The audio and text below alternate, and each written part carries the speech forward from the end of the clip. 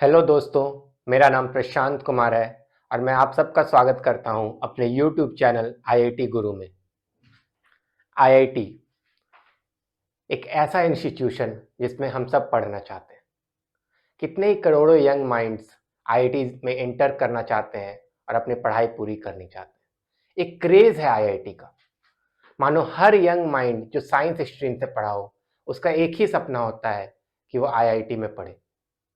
मगर आईआईटी में पढ़ने के लिए दोस्तों सबसे बड़ी हर्डल जो हमें क्रॉस करनी होती है वो होती है आईआईटी जेईई एग्जाम। और यही आईआईटी जेईई जहां आईआईटी का सपना हमें खुशी देता है, आईआईटी में पढ़ने की ललक हमें एक खुशी, एक ऐसे फीलिंग से भर देती है, वहीं आईआईटी जेईई एग्जाम का नाम सुनते ही मन में एक डर समा जाता है। आईआईटी के सपने को मानो जैसे आईआईटी जेईई के सांप सामने बैठ कर डसने के लिए रेडी हो। आप कैसे क्रॉस करेंगे इस हर्डल को? इस हर्डल को क्रॉस करने के लिए ही मैंने ये वीडियो बनाई है, जिसमें मैं आपको बतलाऊंगा कि आईआईटी में टॉप रैंक कैसे लाएं। क्या करना पड़ेगा जिससे आईआईटी में एक टॉप रैंक कर आप बन सकते हैं। तो आइए डिस्कस करते हैं कि आईआईटी में टॉप रैंक लाने के लिए हमें क्या करना पड़ेगा। देखिए दोस्तों, जब हम लोग कॉम्पिटिटिव एग्जाम्स की तैयारी शुरू करते हैं तो सबसे बड़ी प्रॉब्लम जो हम फेस करते हैं वो है माइंडसेट की।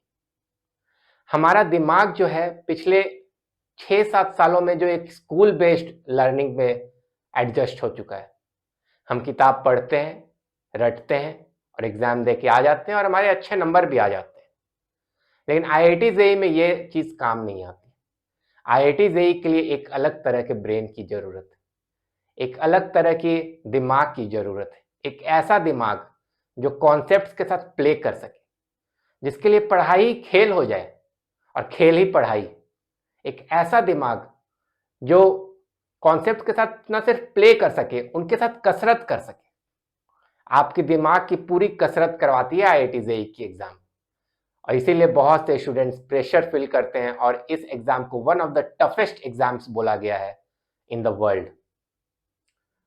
तो डरिएगा नहीं ये सुन के, क्योंकि जहां आईआईटी जेईई के नाम सुन के पहला फीलिंग जो आती है मन में वो एक डर की आती है, वहीं इस एग्जाम को क्रैक करना इतना भी मुश्किल नहीं है।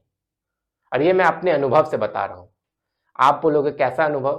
तो मैं आपके जानकारी के लिए बता दूं कि मैंने 2 बार आईआईटी जेईई के एग्जाम्स में अपियर हुआ हूं और मैंने दोनों बार आईआईटी जेईई एडवांस क्लियर किया है। तो इसी एक्सपीरियंस के बेसिस पर मैं आप लोगों से यह बात करने जा रहा हूं कि आपको आईआईटी जेईई एग्जाम निकालने के लिए, एक टॉप रैंकर बनने के लिए क्या करने की जरूरत है। तो उसी बात पर आगे बढ़ते हैं। लेट्स डिस्कस कि हमें ये ड्रीम आईआईटी को फुलफिल करने के लिए क्या करना होगा। उसके लिए 4 स्टेप्स है दोस्तों। अगर आप ये 4 स्टेप्स को रिलीजियसली, डेडिकेटेड होकर, फुली कमिटेड होकर अगर कर लेते हैं तो विश्वास मानिए आपको आईआईटी में टॉप रैंकर बनने से कोई नहीं रोक सकता। आइए वो 4 स्टेप्स कौन से हैं मैं बतलाता हूं।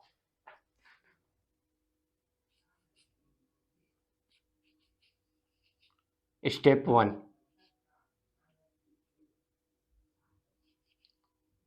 Right books.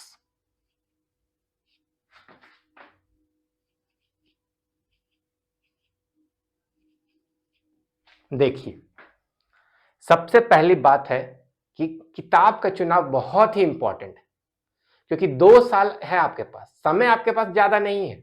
अगर आप गलत किताब से पढ़ने लगे तो 2 साल तो आपके यूं निकल जाएंगे और आपको पता भी नहीं चलेगा। तो फिर क्या आप 2 साल बाद सही किताब ढूंढिएगा? नहीं, आपको सही किताब का चुनाव एकदम स्टार्टिंग में करना होता है, जब आप 10th से इमीडिएट क्रॉस किए हैं और 11th में एंट्री किया है। तुरंत आपको अगर अगर आप यूट्यूब से आपको गाइडेंस मिल सकती है कि राइट बुक्स कौन सी हैं, आप अपने टीचर से पूछ सकते हैं, अगल बगल के लोगों से राय मशवरा कर सकते हैं। बट द प्रॉब्लम इज कि इंफॉर्मेशन ओवरलोड इतना हो चुका है कि हर कोई आपको अलग अलग तरह की बातें सजेस्ट करता है और यहीं से प्रॉब्लम स्टार्ट हो जाती है। अब देखिए, राइट बुक्स इतना इंपॉर्टेंट है कि अगर गलत किताबें आपने पढ़ ली तो आपके तो आईआईटी जाने का सपना वहीं पर चकनाचूर हो गया। तो आईआईटी अगर जाना है तो राइट बुक्स बहुत इंपॉर्टेंट है। अब देखिए, होता क्या है आईआईटी जेईई एस्पिरेंट्स के साथ, मैक्सिमम लोगों के साथ, या तो वो गलत बुक्स पढ़ेंगे, वैसे बुक्स पढ़ेंगे जिनका लेवल ही नहीं है। तो वो बोर्ड्स के लेवल की किताबें पढ़ रहे हैं और सपना देख रहे हैं आईआईटी जेईई क्रैक करने की। या फिर वो कुछ लोग ऐसे भी होते हैं जो आईआईटी के ऊपर के लेवल की किताबें पढ़ने लगते हैं। उन्हें लगता है कि आईआईटी के ऊपर के लेवल की अगर किताब उनसे हो जा रही हल तो वो आईआईटी जेईई के लेवल को क्रैक कर लेंगे, मगर इसमें भी वो टाइम वेस्ट करते हैं। हमें ना आईआईटी के नीचे के लेवल की किताबें पढ़नी है और ना ही आईआईटी के ऊपर के लेवल की किताबें। मैं आपको कुछ एग्जांपल्स देता हूं, जैसे एनसीईआरटी किताबें ले लीजिए दोस्तों।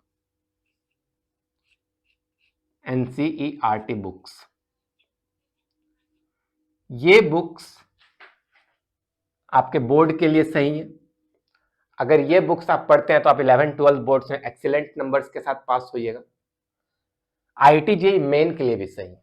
अगर आईआईटी जेईई मेन अगर सिर्फ आपका अगर ड्रीम है कि आपको एक अच्छी इंजीनियरिंग कॉलेज बस मिलना आपका ड्रीम है, आईआईटी जेईई मेन निकालनी है, तो भी एनसीईआरटी बुक्स बहुत हेल्पफुल होती है। लेकिन अगर आपको आईआईटी जेईई एडवांस्ड निकालना है तो उसके लिए एनसीईआरटी बुक्स सफिशिएंट नहीं है, बल्कि अगर सिर्फ एडवांस्ड पर ही आपका फोकस है तो एनसीईआरटी बुक्स उसके लिए नहीं है, क्योंकि एडवांस्ड का लेवल एनसीईआरटी बुक्स से ऊपर का लेवल। तो ये बात आपको समझना पड़ेगा। वहीं दूसरी तरफ आ जाता है इरोडो फिजिक्स। जब आप पढ़िएगा तो आपकी मुलाकात इस किताब से भी जरूर होगी। कितने लोग इसे सॉल्व करने लग जाते हैं कि ये अगर सॉल्व नहीं हुआ तो आईआईटी नहीं निकलेगा। कोटा वोटा में जहां बहुत सारे टीचर्स एक्सेसिव प्रेशर डालते हैं स्टूडेंट्स के ब्रेन में, स्टूडेंट्स के माइंड में, वहां पर ये सब किताब बहुत पॉपुलर रहती है कि ये सॉल्व कर लो आईआईटी निकल जाएगा। ये भी बहुत बड़ी गलत फहमी है दोस्तों। आईआईटी आपको ये आपसे डिमांड नहीं कर रहा है कि आप एक्सेसिव टैलेंटेड हो और एकदम highest most difficult problem solve करने में एक्सपर्ट हो। आईआईटी आपसे एक इन दोनों के बीच का, नहीं टू इजी और नॉट टू डिफिकल्ट, इन दोनों के बीच का एक स्वीट मीडियन पॉइंट होता है, उस पर आईआईटी आपको फोकस करने के लिए बोल रहे हैं। तो जो उस बीच के पॉइंट को पकड़ के सही से तैयारी कर लेता है उसकी तो आईआईटी निकल जाती है। और इन दोनों स्टूडेंट्स के या तो ये इधर ही अटक जाते हैं या तो इधर ही अटक जाते हैं, इन दोनों में के स्टूडेंट्स का नहीं होता है आईआईटी। और फिर वो सोचते हैं कि हमने तो बुक्स पढ़ी थी, हमने मेहनत की थी, फिर भी आईआईटी नहीं निकला। लेकिन ऐसे नहीं होता है दोस्तों। आपको करना होगा तो एकदम सटीक बुक्स चुनने होंगे और सटीक बुक्स चुनकर उन पर सटीक तरीके से तैयारी करनी होगी। एक स्टेप पर भी अगर आप गलती कर बैठते हैं ना दोस्तों, तो आप का टाइम यहां पर इतना क्रूशियल है, हर एक दिन काउंट करता है और हर एक दिन के साथ आपके लिए ये एक ऐसी रेस है जहां पर कितने लोग आपसे आगे निकल जाते हैं अगर आपने उस दिन को यूटिलाइज नहीं किया सही से। कितने लोग को लगता है कि आईआईटी जेईई को क्रैक करने के लिए बहुत सैक्रिफाइस करनी पड़ती है। देखिए, सैक्रिफाइस नहीं करनी पड़ती है, फोकस की बात, आपके फ्यूचर की बात। तो आप अगर फोकस वे में तैयारी करने में सक्सेसफुल हो जाते हैं ये 2 साल, तो आपकी पूरी लाइफ सेट हो जाती है। तो इसीलिए दोस्तों सबसे पहला स्टेप है राइट बुक्स। तो अब मैंने आपको ये तो बतला दिया कि रॉन्ग बुक्स कैसे, जैसे एनसीईआरटी बुक्स है तो ये आपके लिए बोर्ड्स और आईआईटी जेईई मेन के लिए सही है, बट एडवांस के लिए सही नहीं है। उसी तरह इरोडो भी आपके लिए एडवांस के लिए सही नहीं है। तो अब मैं बतलाता हूं कि आईआईटी जेईई एडवांस के लिए कौन सी बुक सही है।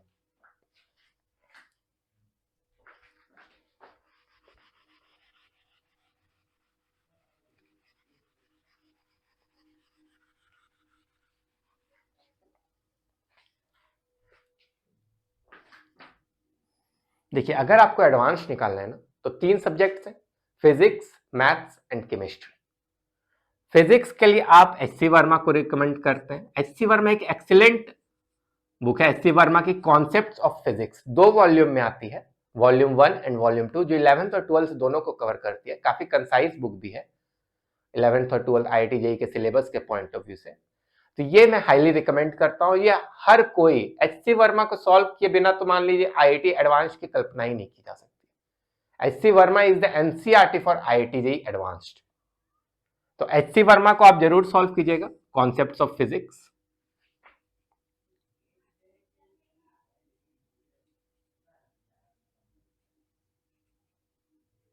Physics volume 1 and volume 2।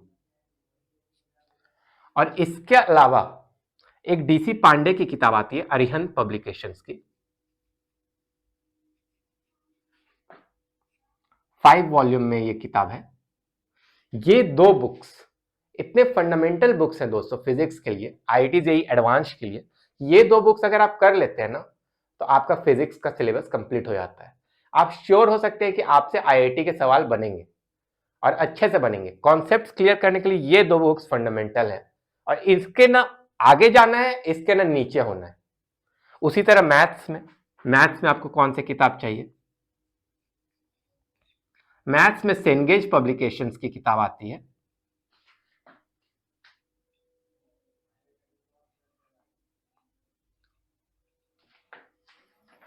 ये भी एक 5 वॉल्यूम किताब है।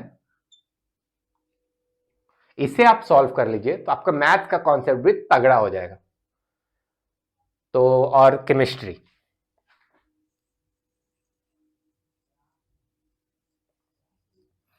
में विली पब्लिकेशंस की किताब आती है,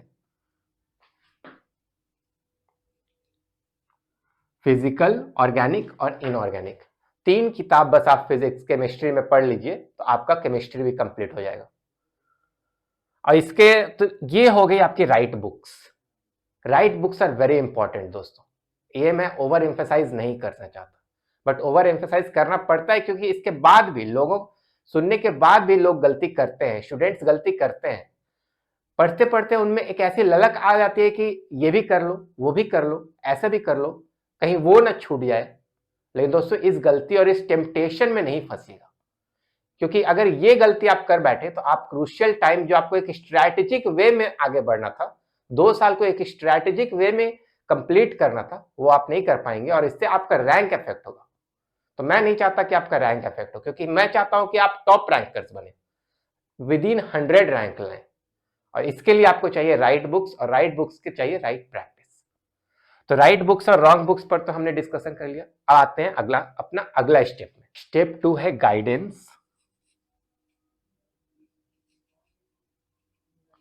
और मेंटरशिप।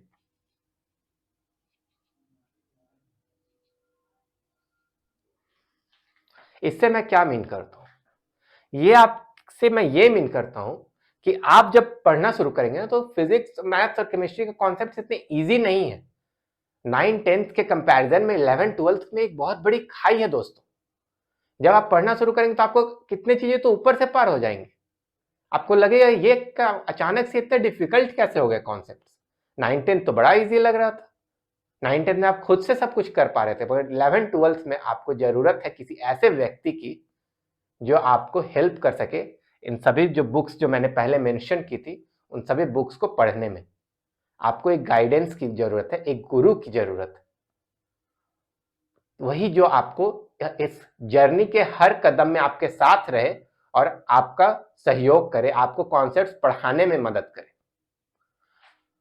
तो इसलिए गाइडेंस इज एक्सट्रीमली इंपॉर्टेंट। तो इसके लिए अब आप क्या कर सकते हैं, देखिए मैक्सिमम स्टूडेंट्स करते हैं किसी कोचिंग इंस्टीट्यूट में ज्वाइन कर लेते हैं। तो कोचिंग इंस्टीट्यूट्स, और मैं भी रिकमेंड करूंगा कि किसी ना किसी कोचिंग इंस्टीट्यूट में आप ज्वाइन कर लीजिए, लेकिन कोचिंग इंस्टीट्यूट में ज्वाइन करना भी एक बहुत इंपॉर्टेंट डिसीजन। सही कोचिंग, सही टीचर्स मिलना, पर्सनल अटेंशन आपको मिल रही है कि नहीं, कि कहीं आप भीड़ का हिस्सा तो नहीं बन गए कि जो सबसे पॉपुलर कोचिंग हो चुकी है उसके साथ आप हो लिए और फिर आप सोच रहे हैं कि आपकी आईआईटी निकल जाएगी। तो ये सब फैक्टर्स भी आपको बहुत ध्यान में रखने की जरूरत है कि सिर्फ कोचिंग में पैसा दे देने से आपकी आईआईटी नहीं निकल जाएगी। आईआईटी जेईई एग्जाम क्लियर करने के लिए कोचिंग आपका हेल्पफुल है, और कोचिंग क्या रोल प्ले करता है आपको ये समझना बहुत जरूरी है। तो कोचिंग भी यही रोल प्ले करता है कि गाइडेंस, आपको वैसी जगह जानी चाहिए, वैसे जगह ज्वाइन करनी चाहिए जहां पर आपको गाइडेंस अच्छे से मिले, आपके टीचर्स आपको पढ़ाते अच्छे से हो। आईआईटी गुरु भी उसी दिशा में एक कदम है दोस्तों। मैं भी आपको यहाँ पर गाइडेंस के पॉइंट ऑफ व्यू से आपको इन सब्जेक्ट्स को इजी बनाने के लिए और आईआईटी की जर्नी आपको स्मूथ करने के लिए एक पहल मैंने की है अपने तरफ से। तो उम्मीद करता हूं कि आपको ये बात भी क्लियर हो गई होगी कि गाइडेंस कितना इंपॉर्टेंट है, क्योंकि ये तो आप भूल जाइए कि खुद से कर लेंगे। आपको लगता है कि कोचिंग, आपके पास हो सकते हैं वेरियस ओपिनियंस हो कि coaching is right, coaching is wrong, coachings are like looting your money, various kinds of opinions society में फैले हुए हैं कोचिंग इंस्टीट्यूट्स को लेकर। लेकिन ये बात भी सच है दोस्तों कि ये टाइम आपको उन सब ओपिनियंस से अनइन्फ्लुएंस होकर आपको अपने बारे में सोचना है कि आप हो सकते हैं यूट्यूब से भी पढ़ सकते हैं। यूट्यूब में भी आजकल एक्सेलेंट टीचर्स हैं, आपको खोजना पड़ेगा। आपको अगर कोई ऐसे अच्छे टीचर्स के बारे में पता है तो उनसे पढ़िए। आपको एक डिसिप्लिन लाना होगा अपने अंदर कि अपने टीचर्स को रिलीजियसली और डेडिकेटेड फॉलो कीजिए और देखिए कि आपको कॉन्सेप्ट समझ में आ रहे हैं कि नहीं। और जहां आपको लगता है कि आपको गाइडेंस या मेंटरशिप की जरूरत है तो आप हिचकिए नहीं, आप गाइडेंस लीजिए। तो सेकेंड स्टेप है आपका गाइडेंस, क्योंकि ये जो बुक्स आप पढ़ रहे हैं ना, ये बुक्स के लिए आपको ये गाइडेंस की मदद से आपकी जर्नी आसान हो जाएगी। अब स्टेप 3,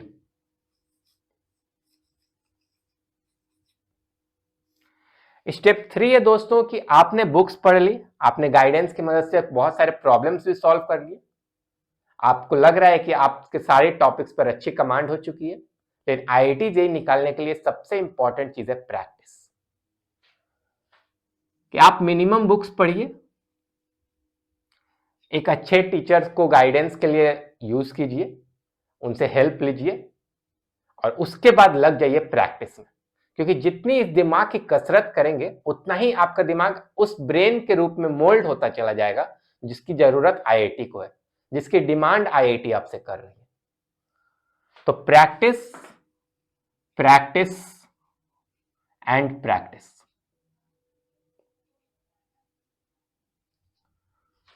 अगर आप सही तरीके से तैयारी करते हैं दोस्तों, जैसा मैंने कहा कि आपने राइट बुक सही टाइम पर चूज कर ली, आपने एक अच्छा गाइडेंस को भी शुरू से ही फॉलो किया, तो मुझे उम्मीद है कि आप 2 साल के सिलेबस, 2 साल के टाइम पीरियड के अंदर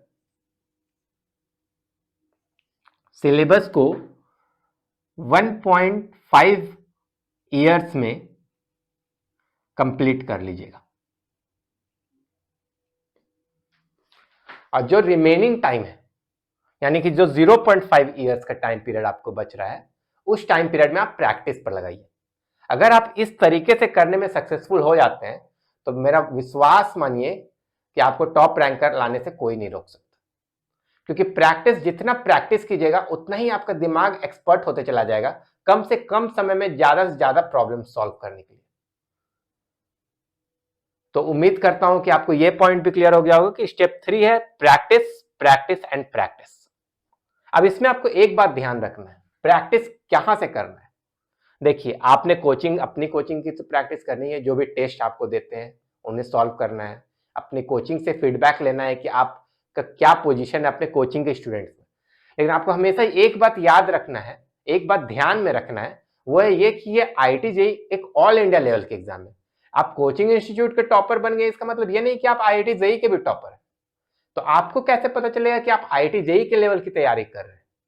तो उसके लिए एक ही सॉल्यूशन है दोस्तों, वो सॉल्यूशन ये है कि आपको जितने कोचिंग इंस्टीट्यूट्स हैं नोन आपके नजर में, आप सबके टेस्ट सीरीज ज्वाइन कर लीजिए।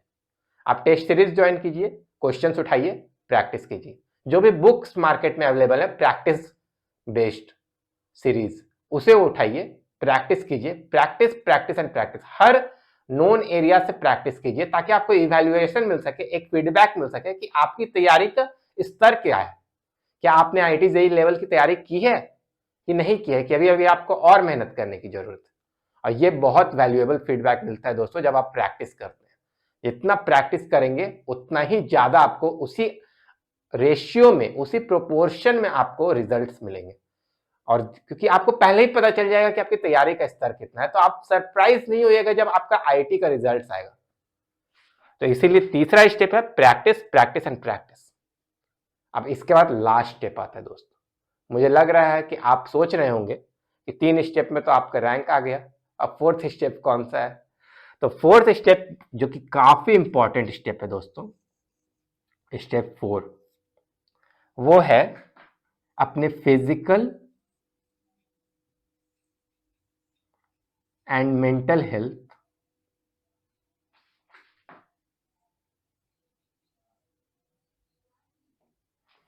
का ध्यान रखना। फिजिकल एंड मेंटल हेल्थ का ध्यान रखना। मैं आपसे ये बात क्यों कर रहा हूं, मैं आपसे ये बात इसलिए कर रहा हूं दोस्तों, क्योंकि अगर आपने इस चीज का ध्यान नहीं दिया तो ये तीनों स्टेप्स की जो मेहनत आपने की है, जो 2 साल आपने अपने लगाए हैं, वो सब वेस्ट चले जाएंगे। आप इमेजिन कीजिए कि आप एग्जाम में गए और आपका हेल्थ ब्रेकडाउन हो गया, क्या कीजिएगा? आपके तो पूरे 2 साल बर्बाद हो गए। आप इमेजिन कीजिए कि आप 6 महीने तैयारी की, आपने इतने प्रेशर ले लिए, इतने प्रेशर ले लिए कि आपका हार्ट फेल हो गया, आपकी तो लाइफ ही खत्म हो गई। तो ऐसे बहुत सारे सिनेरियोज हैं और विश्वास मानिए कि आईआईटी जेईई एक स्ट्रेसफुल एग्जाम है। इसकी तैयारी काफी स्ट्रेसफुल होती है।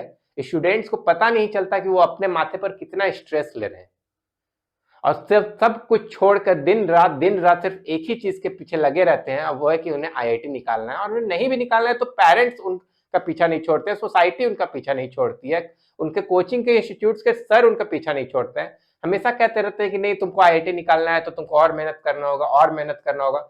लेकिन आप कोल्हू के बैल तो है नहीं कि मेहनत पर मेहनत किए जा रहे हैं, मेहनत पर मेहनत किए जा रहे हैं। हर किसी के ब्रेन की भी एक कैपेसिटी होती है और उस कैपेसिटी के बियॉन्ड जाकर अगर आप सिर्फ मेहनत कीजिएगा तो ब्रेन फंक्शन करना बंद कर देता है। और ब्रेन फंक्शन करना बंद कर देता है तो आपसे नोन सवाल भी जो है वो भी आपसे सॉल्व नहीं होंगे। इसीलिए दोस्तों मैं ये कह रहा हूं, मैं आपको एम्फसाइज कर रहा हूं कि ये स्टेप आपको from day 1 physical and mental health को मॉनिटर करने की जरूरत है। और जहां भी आपको प्रेशर लेना भी सीखना है और प्रेशर को रिलीज करना भी सीखना है। अब प्रेशर लेना तो आपको आसान है, जैसे ही आप पढ़ने बैठिएगा, आप डिफिकल्ट प्रॉब्लम सॉल्व करने जाइएगा, प्रेशर बिल्डअप होने लगता है। आप जैसे ही 6-7-8 घंटे पढ़ने की तैयारी कीजिएगा, प्रेशर बिल्डअप होने लगता है। 9-10 में तो 3-4 घंटे में हो जाता था, 11-12 में 8 घंटे 10 घंटे भी कम पढ़ रहे हैं। कि कुछ ऐसे पागल लोग भी हैं जो बोल रहे हैं कि 15 घंटे पढ़ो, 18 घंटे पढ़ो। अरे इंसान ही है भाई। तो दोस्तों उन सब बातों पर नहीं जाइए, लेकिन मैं आपसे ये जरूर कहूंगा कि आपको मेहनत तो करनी पड़ेगी। 8 घंटे तो मिनिमम है, 8 घंटे। लेकिन हाँ, इसका मतलब ये नहीं है कि आपको 15 घंटे और 18 घंटे पढ़ना है, लेकिन 8 घंटे का एक स्टैंडर्ड बेंचमार्क आपको रखना पड़ेगा। इसमें सबसे अच्छी एग्जाम्पल जो आप दिमाग में रखिएगा, कछुए और खरगोश की कहानी। कितने स्टूडेंट्स ऐसे होते हैं जो खरगोश की चाल चलते हैं, शुरुआत काफी तेज करते हैं, तेजी से ज्यादा घंटे पढ़ेंगे, ज्यादा कि उनको लगता है ये रेस है, रेस में पीछे हो जाएंगे तो फिर हमारा रैंक पीछे चला जाएगा, और रैंक पीछे चला जाएगा तो फिर हमें अच्छी मन चाही ब्रांच नहीं मिलेगी।